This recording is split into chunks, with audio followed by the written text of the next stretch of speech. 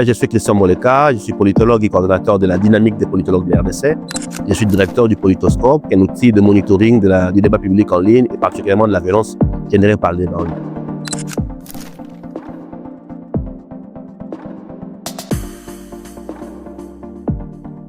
Je dirais que nous sommes dans une situation de ni paix ni guerre, parce qu'on a un front militaire qui s'est quelque peu gelé, même s'il y a encore des excursions par-ci par-là, un processus diplomatique qui avance à petits pas, mais qui n'est pas conforté par l'évolution sur le terrain.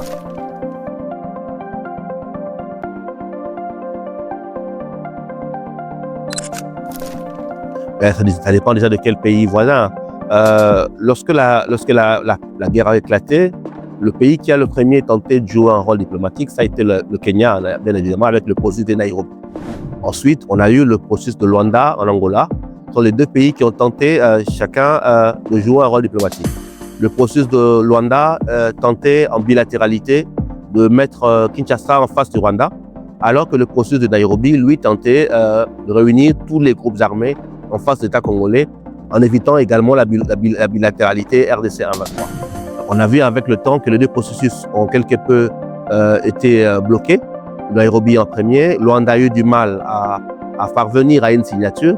C'est d'ailleurs le chef de Luanda qui va réorienter le débat vers Doha, parce que le même 15 mars où les deux présidents devaient se réunir, à l'échec de l'événement, on a vu Doha prendre le relais. Et aujourd'hui, on a moins d'initiatives au niveau continental et au niveau du pays.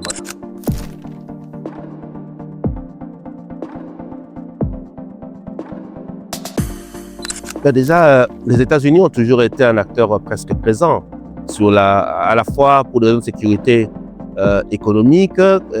Aujourd'hui, tout le monde parle de sécuriser l'approvisionnement en matériaux critiques, donc en matériaux rares, mais également sur le fait que, d'une certaine manière, que ce soit le Congo ou le Rwanda, tous ont toujours quelque peu plaidé auprès des États-Unis pour une solution diplomatique à la crise. Et donc, les États-Unis, au début, n'ont pas assumé, je dirais, une position de premier plan, comme on dit, une diplomatie by behind, en étant derrière, en promouvant les initiatives au niveau régional ou même Doha. Et puis aujourd'hui, avec le processus de Washington, on voit une volonté de reprise en main de la diplomatie américaine.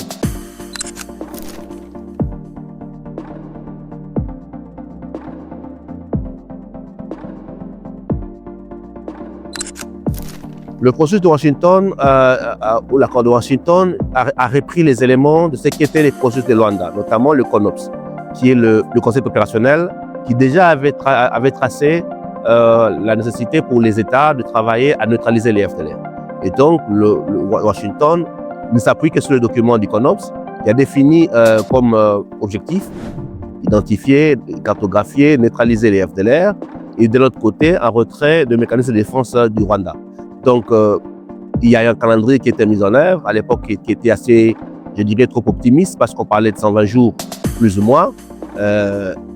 Mais l'accord est très clair sur le fait qu'il faut neutraliser les FDLR.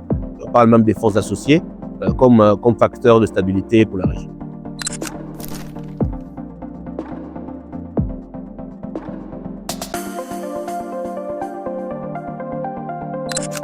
Alors, je dis la guerre, elle est dite globale parce qu'elle se joue sous beaucoup de fronts. Il n'y a pas que le front de terrain, il y a également le front informationnel. Donc, dans un contexte de conflit, la maîtrise ou l'instrumentation de l'information fait partie des stratégies des guerres. Et donc, vous avez, je dirais, un comportement attendu du fait qu'on oriente par l'information ou on désinforme les citoyens ou on manipule, on les conduit à un comportement attendu. Le conflit de l'Est n'échappe pas à cette guerre informationnelle, que ce soit entre le Congo et le Rwanda, ou les enjeux locaux.